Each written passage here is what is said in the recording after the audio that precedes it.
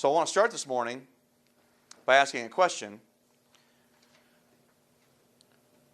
And that question has to do with the Bible. What is the Bible's main purpose? Answers? Young men? Liam? To teach us about God. Okay, teach about God. That's the right answer. That's the answer. That's the exact answer I was going to get to. Usually, people tend to think about that the Bible is about us being saved and how God's planned to save us. And that's true, but the primary point of the Bible is to tell us about our Creator. We have so many descriptions of God in the Bible, and all of them are based on what we can see from our perspective. For example, God is light, and in Him there is no darkness at all. That's why I chose this to show God. God isn't what we would call light. God is something else that is light. And so there really is no good visual you can have for God, which is kind of what this lesson is about. The Bible tells us, the scripture that Wyatt read for us, the Bible tells us the very first thing we learn about God is God created the heavens and the earth. The Bible could have opened up in so many different ways, but it started up with the simple phrase, in the beginning, God created the heavens and the earth. This would have been a vital fact for the Israelites to understand coming out of Egypt, where the Egyptians had another story of how the earth came to be. So the fact that God chose to open the Hebrew Old Testament with the words, in the beginning, God created the heavens and the earth, is important. This is the foundation for the entire Bible. And all things that are in Genesis are the foundation for everything that comes after it. We think about the heavens and the earth. This is allegedly a real picture of the universe, at least to some extent, from some telescope. I don't know if that's true, but I searched for real images of outer space. And this was the one I chose to use. None of them look real, because they all look like some sort of computer image, but I know some of them are real. And I could also tell some of them are not real. But just think about the vastness of the heavens that we can see in the day and at night and through telescopes. God made all of it. He made it all in 6 days. The scripture that we had, and the only reason I went to verse 19 is because I wanted to be sure we included the fourth day, when God made the sun and the moon and the stars. And point this fact out, that on the first day, in Genesis chapter 1 and verse 3, I think it is, God said, "Let there be light," and there was light. God saw the light was good, and God separated the light from the darkness. God called the light day, and the darkness He called night. There was evening and there was morning, one day, the first day. So God, in creating light, separating it from darkness and calling the light day and the darkness night, created time. Created time for us, which in and of itself means God existed before time. God exists outside of time and will exist after time. But this isn't even the best part of this. The best part of this is that on day one, God created light. Read down now at verse 14. God said, "Let there be lights in the expanse of the heavens, to separate day from night. Let them be for signs, for seasons, for days and years. Let them be for lights in the expanse of the heavens, to give light on the earth." And it was so.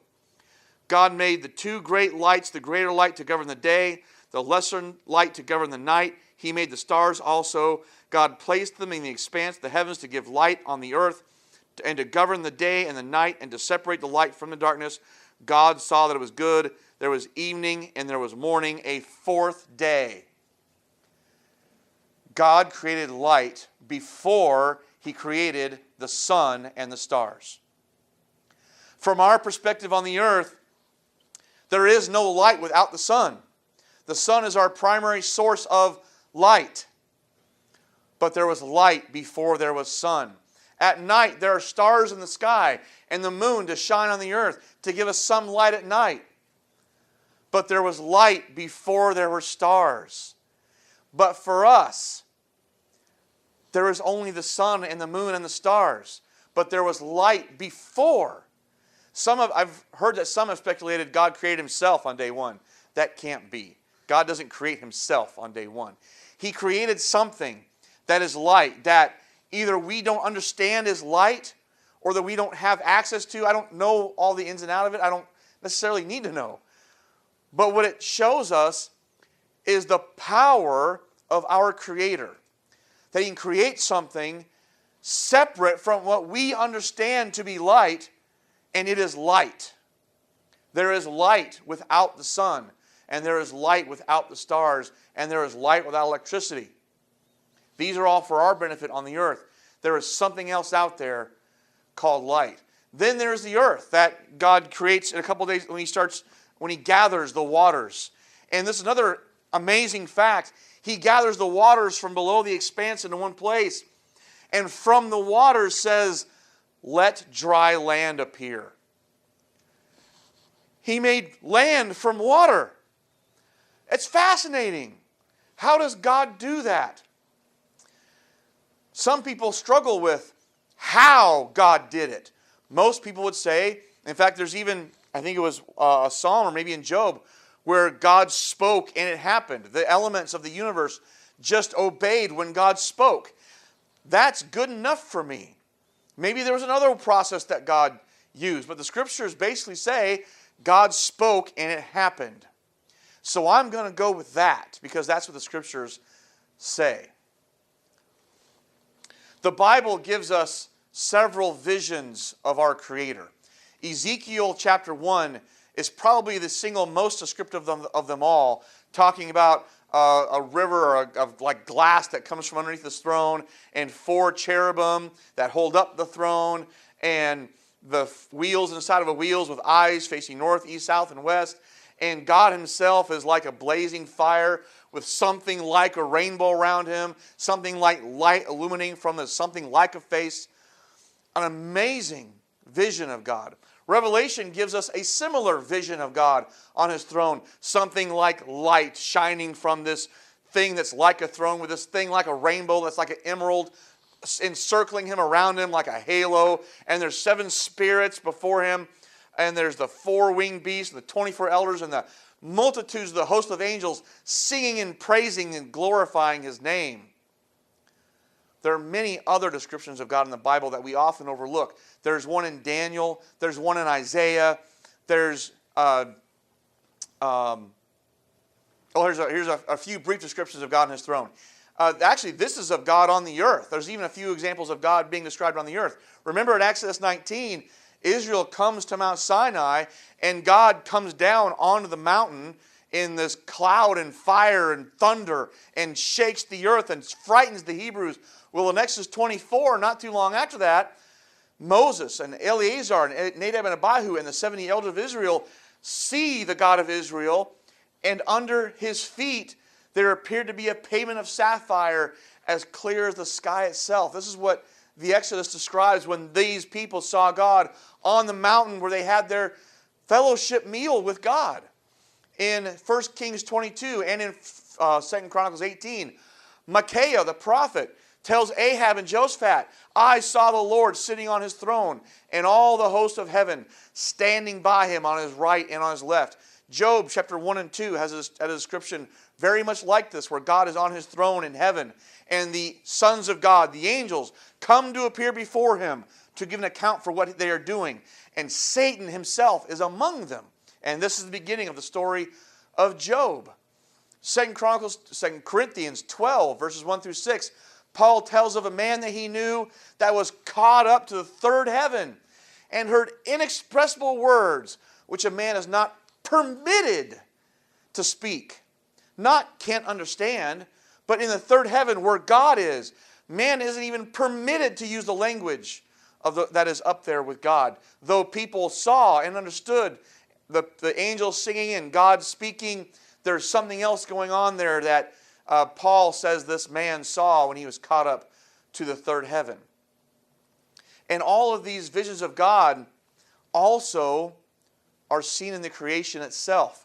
Consider Romans chapter 1, verses 19 through 20, that which is known about God is evident within, and I put them in brackets to remind me to explain that in Romans chapter 1, Paul is writing about unrighteous and wicked people.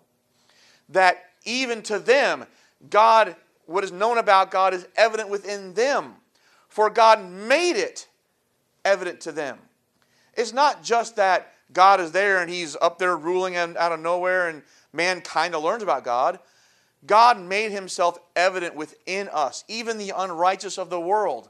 For since the creation of the world, His invisible attributes, eternal power, and divine nature have been clearly seen, being understood through what has been made, so they are without excuse. A thought like this leads some to think God is in nature. God is not in nature. God's invisible attributes, divine power, and glory are seen through what He has made. God is not the tree. God is not the rock. God is not the animals. God is not us. God is seen in His creation. Let's turn to Job chapter 38 through chapter 41. These are some of the most powerful descriptions of God and Him creating the universe, and it is God Himself saying them. For 36-ish chapters in the book of Job, Job has had some friends arguing with Job about why Job has been going through the calamities that Job has been going through. Now, they don't know what we know from Job chapter 1 and 2, that Satan challenged God about Job, and God allowed Satan to put Job through all this with some very specific limitations. And finally, this man Elihu says some things that God does not approve of. So God finally steps in and says, enough of this nonsense. And these are the first words that God says in the book of Job in verse 38, defending Himself. Who is this that darkens counsel by words without knowledge? That's God speaking to Job and to the other people that are there with Job. Now gird up your loins like a man, and I will ask you, and you instruct me. Where were you when I laid the foundations of the earth? We think about foundations of houses and having to dig down into the ground and pouring concrete and wood and rocks and things. And that's how you lay foundations of a house. Well, where were we when God laid the foundations of the earth? We understand the earth to be a sphere rotating and moving in an orbit around the sun and having fixed rotations and all these things. And God uses the word foundations for the earth. So the earth has some sort of foundation that we don't understand because that kind of foundation is beyond us. God says, where were you when I laid the foundations of the earth? Tell me if you have understanding. Who set its measurements, since you know? Or who stretched out the line on it? Or what were its bases, on what were its bases sunk? Or who laid its cornerstone? When the morning stars sang together and all the sons of God shouted for joy, where were you? Or who enclosed the sea with doors when bursting forth it went out from the womb? When I made a cloud its garment, its thick darkness its swaddling band. And I placed boundaries on it and set a bolt and doors. And I said, thus far you shall come, but no further. And here shall your proud waves stop. All this, God's saying, where were you when I did all this? Since you all know me so well and know my righteousness so well and what is in my mind. My favorite one is chapter 39, verse 1 of Job. Do you know the time the mountain goats give birth? Do you observe the calving of the deer? Can you count the months they fulfill? Or do you know the time they give birth?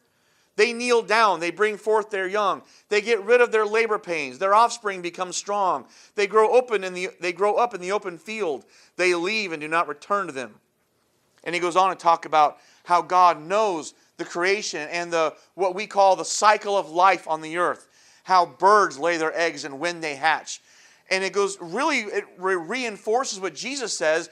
If God so clothes the grass, which is today, but in the judgment will be burned, how much more valuable are you than they are to God? And then Job, in chapter 40, starting in verse 1, answers back, basically saying, forgive me, God, I am insignificant, I don't know what I'm saying. And then God goes on in chapter 40, verse 6, the Lord answered Job out of the storm and said, now gird up your loins like a man. I will ask you, you instruct me. Will you really annul my judgment? Will you condemn me that you may be justified? Or do you have an arm like God, and can you thunder with a voice like his? Adorn yourself with eminence and dignity. Clothe yourself with honor and majesty. Pour out the overflowings of your anger, and look on everyone who is proud and make him low. Look on everyone who is proud and humble him, and tread down the wicked where they stand. Hide them in the dust together. Bind them in the hidden place. Then I will also confess to you that your own right hand can save you. God, of course, mocking Job and us. We can't save ourselves. Why? Because we're not the creator. He is. He is the creator. He goes on in the rest of chapter 40 and 41 to describe these great two creatures he had made, Behemoth and Leviathan. And we know what those are from studying carefully the animals we know of today and the animals we know of from the fossil record, what Behemoth and Leviathan were. God is the creator, not the created. He's not in the rock. He created the rock. He's not in the tree. He made the tree. It should be no wonder to us why in Acts 17, the way Paul starts to preach to the Greeks who have different understandings of the creation of the universe. He says in Acts 17, starting in verse 24, the God who made the world and all things in it, since he is Lord of heaven and earth. Look how Paul starts that. He basically says, in the beginning, God created the heavens and the earth. That's basically what he says. The God who made the world and all things in it, since he is Lord of heaven and earth, does not dwell in temples made with hands, nor is he served by human hands as though he needed anything, since he himself gives to all people life and breath and all things. And he made from one man every nation of mankind to live on all the face of the earth, having determined their appointed times and the boundaries of their habitation. That's what we read in Job, how God set the boundaries of everything. He created everything and set everything in his order. He is not just creator. Jesus says God is spirit. Numbers 23:19 and 1 Samuel 15:29 say God is not man. What is man? God is flesh. God is physical. Man is flesh. Man is physical. But God is spirit. Interesting thing, the word spirit is in itself inadequate to describe God, because the word spirit basically means air, wind, breath, breeze. That's what the word spirit means. But it's so inadequate to describe God, and yet that's the best word that the Jews could find in Greek to explain what God is. God is air, breath, wind, breeze. God is, in our vernacular, spirit. He is not man. He is the creator, not the created. Let's look at Isaiah 55. We'll spend a lot of the rest of our time in Isaiah. Isaiah 55, starting in verse 8.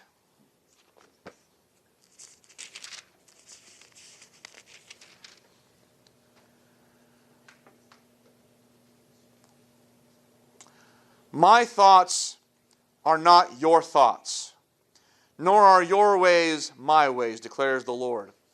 For as the heavens are higher than the earth, so are my ways higher than your ways, and my thoughts than your thoughts. For as the rain and the snow come down from heaven, and do not return there without watering the earth, and making it bear and sprout, and furnishing seed to the sower and bread to the eater, so will my word be which goes forth from my mouth. It will not return to me empty, without accomplishing what I desire, and without succeeding in the matter for which I sent it. Just his words. Military people understand this concept best. The military general will say, go, and his subordinates go, without even questioning. But what is the general wanting his troops to do? Go and die and fight. But what is God trying to accomplish? His will. Well, what is God's will? There are many places in the Bible that tell us what God's will is. That's another study, it's another time, for another time. But for right now, it's important for us to understand right now is God's will, God's thoughts and His ways are so much greater than ours that we can't even comprehend what God is. We have to use words like air, breath, wind to describe what God is. And sometimes we use the terms physical and spiritual, literal and figurative to talk about things that are, and we talk about the figurative things, the spiritual things, as if they're not really there. But they are really there because God made them. He put them there. Just as He put us here. Just as we can't see them, just because we can't see them or comprehend them or understand them, doesn't mean they're any less literal than this bench is literal to us. The angels are literal. God's throne is literal, though it is different than what we can comprehend because it is a different kind of literal. It is greater because God's ways are greater, because the universe in which He exists is so much greater and higher than the one we exist in. We can't even understand how the earth was made, much less the God who made it and made us in His image. Is it any wonder that the Creator of the universe didn't want His creation to bow down and worship things that He created? It doesn't make any sense, does it? Is it any wonder why the first of the 10 commandments that God gave the Hebrews is, do not make for yourself a carved image or any likeness of anything that is in heaven above, or that is in the earth beneath, or that is in the water under the earth. You shall not bow down to them or serve them. Why? Because when you bow down to serve something, you are worshiping that thing and calling it your God, your Creator, and calling it greater than yourself. Is this statue of, I forget what that is. It's not bronze, it's some sort of stone, I think. Is that stone, cow, greater than man? Some man made that. Is this stone statue of the Egyptian god Isis greater than the Egyptians? The Egyptians made that. How could they bow down and worship the thing they themselves made? Jeremiah 10 and Isaiah 44 basically say, how stupid is that? Let's turn to Jeremiah chapter 10. Let's leave Isaiah for a minute. There is one little section of Jeremiah 10 that I want us to look at. But if you read the entire chapter of Jeremiah 10, you get the full picture of what Jeremiah is talking about in regards to idolatry. I want us just to read starting in verse 6. Boy, it's going to be hard to stop. There is none like you, O Lord. You are great, and great is your name in might. Who would not fear you, O King of the nations? Indeed, it is your due. For among all the wise men of the nations and in all their kingdoms, there is none like you. But they are altogether stupid and foolish. In their discipline of delusion, their idol is wood. Beaten silver is brought from Tarshish, and gold from Uphaz, the work of a craftsman and of the hands of a goldsmith. Violet and purple are their clothing. They are all the work of skilled men. But the Lord is the true God. He is the living God and the everlasting King. At His wrath the earth quakes. The nations cannot endure His indignation. Thus you shall say to them, the gods that did not make the heavens and the earth will perish from the earth and from under their heavens. And it goes on like that for the entire chapter. Starting in verse 1, it's amazing. And I need to go back to Jeremiah 44, because that's where I really want to look at the foolishness of idolatry. Isaiah 44, starting in verse 9. Those who fashion a graven image are all of them futile, and their precious things are of no profit. Even their own witnesses fail to see or know, so that they will be put to the shame. Who has fashioned a god or cast an idol to no profit? Behold, all his companions will be put to shame, for the craftsmen themselves are mere men. Let them all assemble themselves. Let them stand up. Let them tremble. Let them together be put to shame. The man shapes iron into a cutting tool and does his work over the coals, fashioning it with hammers and working it with his strong arm. He also gets hungry and his strength fails. He drinks no water and becomes weary. Another shapes wood. He extends a measuring line. He outlines it with red chalk. He works it with planes and outlines it with a compass and makes it like the form of a man, like the beauty of a man, so that it may sit in a house. Surely he cuts cedars for himself and takes a cypress or an oak and raises it for himself among the trees of the forest. He plants a fir and the rain makes it grow. Then it becomes something for a man to burn. So he takes one of them and warms himself. He also makes a fire to bake bread. He also makes a god and worships it. He makes it a graven image and falls down before it. Half of it burns in the fire. Over this half he eats meat as he roasts a roast and is satisfied. He also warms himself, so says, "Aha, I am warm. I have seen the fire." But the rest of it, he makes into a god, his graven image. He falls down before it and worships. He also prays to it and says, "Deliver me, for you are my God." They do not know, nor do they understand, for he has smeared over their eyes, so that they cannot see, and their hearts, so they cannot comprehend. No one recalls, nor is there knowledge nor understanding to say, "I burned half of it in the fire. I've also baked bread over its coals, and I have roast meat and I eat. Then I make the rest of it into an abomination. I fell down before a block of wood." That's the silliness of idolatry. He feeds on ashes. A deceived heart has turned him aside. He cannot deliver himself, nor say, "Is there not a lie in my right hand?" He can't even comprehend how silly this is, because he's so deceived in his heart. And there are several other passages in the Old Testament that talk about this. Is it any wonder why the Creator of heaven and earth, who made these things, these stones and these pieces of wood and clay, why he would say, "Don't make images to bow down to worship them"? They did not create you. I created you, God tells his creation, and warns us about not worshiping the one and only living God. These idols are dead. They have no life, they have no breath. So because they don't have it, neither can they give it. But the one true God has life. He is alive. So not only is he alive, he can give life to any of those who fall down to worship him. 42 times the Bible says that God is a living God, or that God lives. And I'm sure there are other ways that the Bible tells us that God is alive, and I just couldn't think of the phrasing.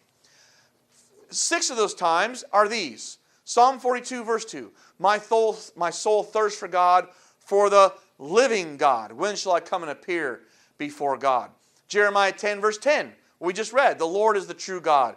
He is the living God and the everlasting King. Daniel 6, verse 26.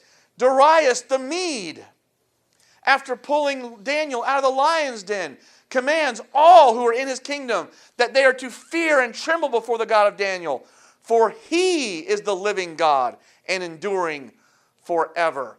Matthew 16, 16. Peter answers Jesus, "You are the Christ, the Son of the living God." Psalm 18, verse 46. The Lord lives, and blessed be my rock, and exalted be God, the rock of my salvation.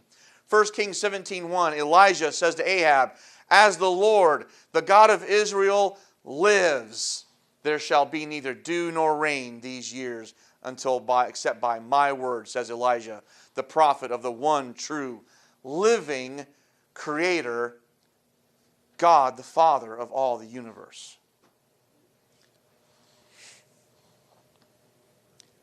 Funny thing, this word Lord that we have in caps back here in a few of these passages. Our Bibles do this on occasion. We'll see this word Lord, and it'll all be in capital letters. That's to tell us, those of us who know how our Bibles are organized, that it's the name of God being spoken there in the Hebrew text. The word without vowels, YHWH, it is commonly known to us as Jehovah, but it could be pronounced Yahweh, Yahweh, all sorts of other ways, Jehovah, Yehovah. And basically what it means is being, present tense, existing, And it basically comes to the understanding that of self-existent. The name of God is self-existent. When Moses sees God in the burning bush in Exodus 3, verses 13 through 15, Moses asks God, "Who shall I say has sent me?" And God says, "Tell them, I am has sent you." The Hebrew word for I am is the origin for the name of God, Jehovah. And it basically means, I exist. What God basically tells Moses to tell the name of the Lord is, tell them the existent one, the one who exists, the one who is, has sent you. And basically what we learn from these ideas is that God is eternal. We saw it in another passage earlier, and I've already kind of said it, but God is eternal. He has no beginning, He has no end. Just think about that. God has no beginning, and He'll have no end. Deuteronomy 33:27, the eternal God is a dwelling place. 1 Timothy 1:17, now to the King eternal, immortal, invisible, the only God, be honor and glory forever and ever. Amen. Let's look at Isaiah 43, starting in verse 8. Isaiah 43, starting in verse 8. Bring out the peoples who are blind, even though they have eyes, and the deaf, even though they have ears. All the nations have gathered together so that the peoples may be assembled. Who among them can declare this and proclaim to us the former things? Let them present their witnesses that they may be justified, or let them hear and say it is true. You are my witnesses, declares the Lord, and my servant whom I have chosen, so that you may know and believe me and understand that I am He. Before me there was no God formed, and there will be none after me. I, even I, am the Lord, Yahweh, Jehovah. There is no Savior besides me. It is I who have declared and saved and proclaimed, and there was no strange God among you. So you are my witnesses, declares the Lord, and I am God. Even from eternity, I am He, and there is none who can deliver out of my hand. I act, and who can reverse it? He is the one true Creator, God of all the universe, of all things that we understand and know. He is Lord, eternal God. This isn't a representation of God, just a symbolic image of what He is. This eternal, never-ending loop. You can even put a circle up there. Just a regular circle, without beginning, without end. Sure, when we draw a circle, when we draw this, it has beginning, but that's the limits that we have. Because we're limited by time, by beginnings and endings. But God isn't. He's not limited by a beginning or an end. He just is. He is, as He Himself says in Revelation 1 verse 8, the Alpha and the Omega, beginning and the end, who is and who was and who is to come, the Almighty. This is not the first time God calls Himself this in the Bible either. 3 times in the book of Isaiah, God says basically this: the King of Israel and His Redeemer, the Lord of hosts, I am the first and the last. And in Greek, that would be Alpha and Omega. And there is no God besides me. That is all I have to say today. And how much more could we say about our God, who created us and made us, and all things that we know and understand? All things that we know and understand, everything. And all the things that we don't know and don't understand. We're still trying to figure out how to divide an atom safely.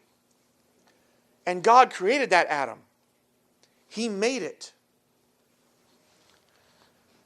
So to end the lesson and to begin the singing, what better song in our catalog of songs is there than Our God, He is Alive? Number 9 in our songbook.